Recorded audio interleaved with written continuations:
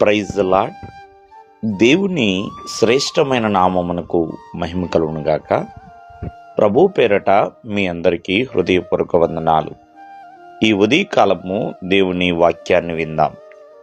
ప్రకటన గ్రంథము 16వ అధ్యాయము 16వ వచనము.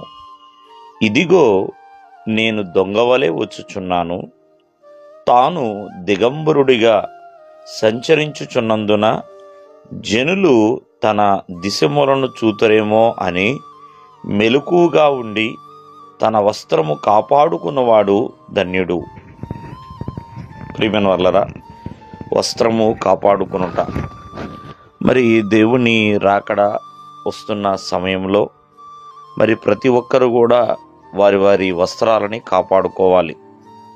అంటే భౌతిక సంబంధమైన వస్త్రాలు కాదండి, ఆత్మ సంబంధమైన వస్త్రములు. దేవుడు ప్రతి ఒక్కరికి కూడా చక్కటి రక్షణ అనే వస్త్రాన్ని ఇచ్చాడు. నీతి అనే పై వస్త్రాన్ని దేవుడు అనుగ్రహించి ఉన్నాడు. సుందరమైన తెల్లని వస్త్రాలు కూడా దేవుడు అనుగ్రహించి ఉన్నాడు. మరి ఈ వస్త్రములను కాపాడుకున్నవాడు ధన్యుడు అని దేవుని యొక్క వాక్యం ద్వారా చూస్తున్నాం. మరి ఈ వస్త్రాన్ని తెలుపు చేసుకోవటము, వస్త్రాన్ని ఉదుక్కోవటము, ఇవన్నీ కూడా మనం చూస్తున్నాం. మరి చాలామంది గొర్రెపిల్ల రక్తంలో వారి యొక్క వస్త్రాలు ఉతుక్కున్నారు, వస్త్రాన్ని కాపాడుకోవటము. మరి ఇవన్నీ కూడా ఆత్మీయ జీవితంలో ప్రియమైన వల్ల ఎంతో ఎంతో ప్రాముఖ్యమైనవి. దేవాది దేవుడు చక్కటి రక్షణ వస్త్రాన్ని అనుగ్రహించున్నాడు. ఆ రక్షణ వస్త్రమును అంతము వరకు కాపాడుకునే వారిగా ఉండాలండి. మరి మేము అనుకోవచ్చు, ఎందుకు రక్షణ వస్త్రాన్ని కాపాడుకోవాలంటే అది చాలా విలువైందండి. ప్రతి ఒక్కరికి దేవుడు రక్షణ భాగ్యమును అనుగ్రహించాడు. మరి ఆ రక్షణ వస్త్రమును మనం ఎల్లప్పుడూ కూడా ధరించుకున్న వారిగా ఉండాలి. మరి పెండ్లి కుమారుడికి పెండ్లి వస్త్రం అనేది ఎంత ప్రాముఖ్యమో, పెండ్లి కుమార్తెకి పెండ్లి వస్త్రం అనేది ఎంత ప్రాముఖ్యమో, అలాగే రక్షణ పొందిన బిడ్డలకు కూడా రక్షణ వస్త్రము అనేది కూడా అంతే ప్రాముఖ్యమండి. దానిని పోగొట్టుకునే వారిగా ఉండకూడదు.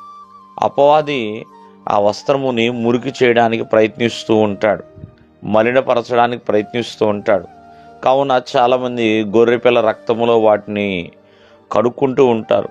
అంతేకాకుండా దేవుని యొక్క వాక్యములో ఉతకబడి ప్రతి ఒక్కరు కూడా స్నానము చేస్తూ ఉంటారు, తెలుపు చేసుకుంటూ ఉంటారు. కావున రక్షణ వస్త్రాన్ని అనుదినము కాపాడుకునే వారిగా ఉండాలి. పోగొట్టుకుంటే రేపు రోజున ఆ పెండ్లి కుమారుణ్ణి ఎలా ఎదుర్కొంటాం, ఆ దేవుని రాజ్యంలో ఎలా ప్రవేశించగలుగుతాం? కావున రక్షణ వస్త్రమును కాపాడుకున్నవాడు ధన్యుడు. దేవుడు మిమ్మల్ని ఆశీర్వదించునుగాక. ఆమేన్.